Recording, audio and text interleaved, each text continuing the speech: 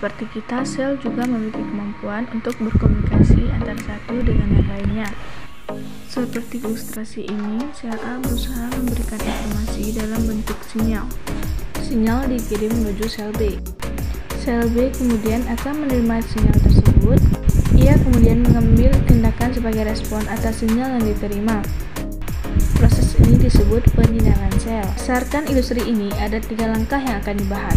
Yang pertama, sel pengirim akan melepaskan sinyal. Molekul sinyal atau ligen akan bergerak menuju sel target. Kedua, sel target akan menerima sinyal. Ligen berkaitan dengan reseptor pada sel penerima.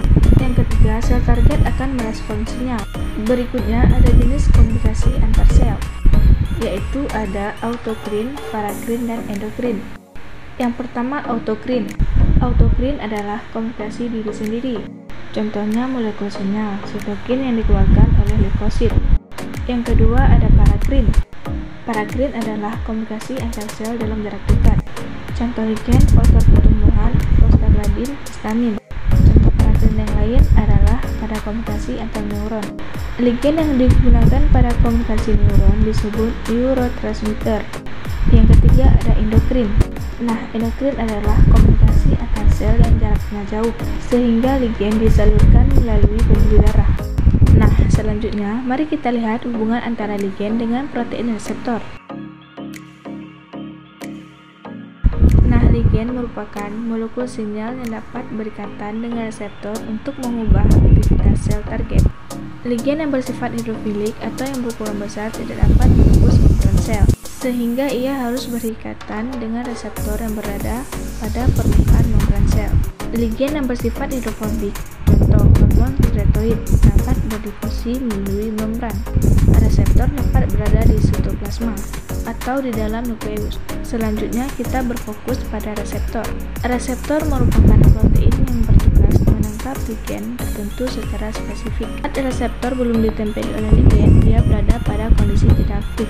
Jika ligen telah menempel, reseptor akan menjadi aktif, sehingga terjadi proses yang disebut transduksi sinyal. Penempelan ligen ini berfungsi sebagai pemicu bagi berbagai perubahan pada sel target. Ada 3 jenis protein reseptor. Yang pertama, reseptor yang terhubung dengan protein channel. Yang kedua, reseptor yang terhubung dengan glicoprotein. Ketiga, reseptor yang terhubung dengan enzim. Reseptor yang terhubung dengan protein channel.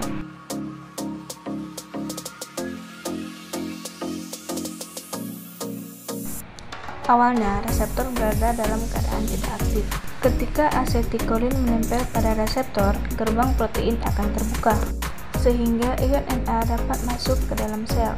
Nah, yang kedua, reseptor yang terhubung dengan G-protein. Awalnya, reseptor berada dalam keadaan tidak aktif. Saat ligen menempel, reseptor menjadi aktif. Pada banyak kondisi, efek ligen dapat diperkuat oleh serangkaian mekanisme di dalam sel. Di dalam sel, dapat dibentuk molekul sinyal yang kedua, atau second messenger. Ini adalah contohnya. Second messenger ini akan memicu berbagai reaksi selanjutnya.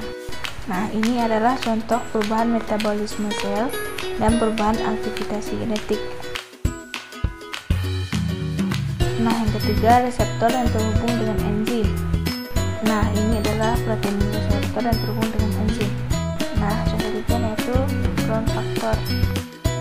Contohnya adalah aktivasi protein kinase. Mereka dapat mengaktifkan protein lain, seperti protein yang mengatur pertumbuhan, pembelahan, serta diferensiasi sel target. Nah, setelah tujuannya berhasil, suatu sinyal harus segera diakhiri.